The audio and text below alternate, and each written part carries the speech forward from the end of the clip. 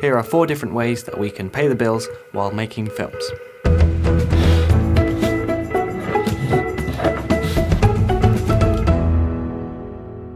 There are still a lot of companies out there that don't have a promotional video on their website, and even more who could really do with an upgrade.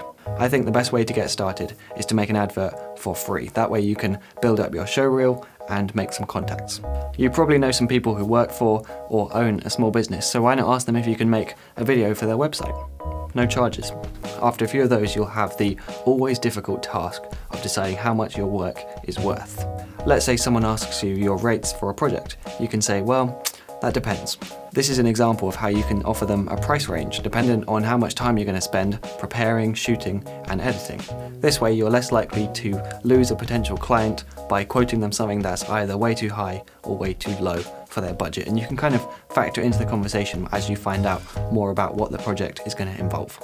But my main tip would be to avoid the mistake that I made, which was just making really boring corporate interviews with B-roll. And I think a lot of people kind of get stuck in this, but next time I make a promo video, I'm going to try and take inspiration and aim for something that's closer to the Super Bowl ads, which are, you know, entertaining and interesting, rather than just having someone read out a list of why you should use their company or buy their products. The path I'm most interested in though is making narrative films without the profit-focused movie studios making changes to the film based on their focus groups.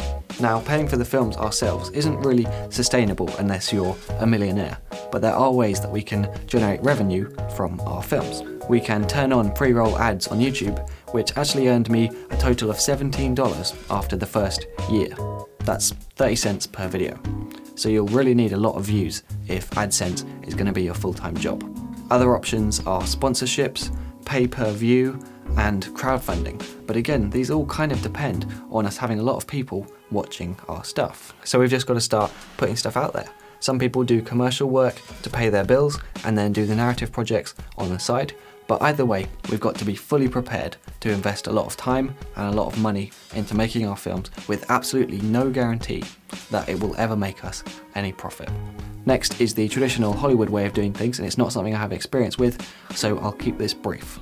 We've all heard that the traditional film industry is all about contacts. So it's fighting for the chance to be a runner on a film set where you're making coffee for the crew. We'll probably have to volunteer on some pretty terrible films, but completely lose our ego, stay 100% positive and professional in the hopes that we might get hired next time. Now, you might be able to tell that I'm not particularly excited about this kind of path, but I do think no matter what kind of filmmaker you want to be, it's extremely worthwhile getting on a bigger film set so you can see how other crews work.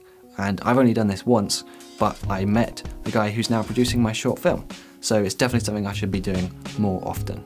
A nice combination of commercial and independent filmmaking is selling stock footage on Pond 5. The best way to think of it is that you're just practicing cinematography, using framing and lighting to make images that people would want to use.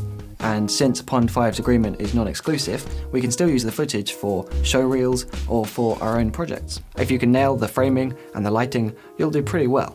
Now, they do have 4 million clips, so you'll need to make yours stand out, and one of the best ways to do that is to film unique things.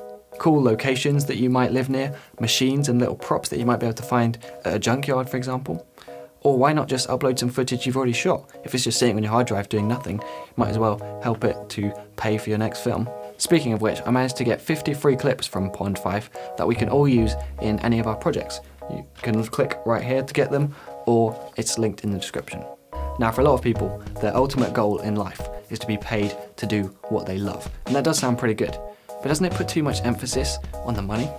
For example, Pond 5 did pay me to let you know about those 50 free clips, but that money is going straight into the budget of my next short film that we're working on. And I think that's the way it's got to be, that we're making films not for profit, but so we can continue to make the next one.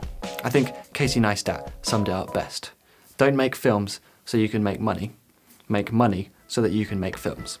My name's Simon Cade, this has been DSLR Guide, and I'll see you next week.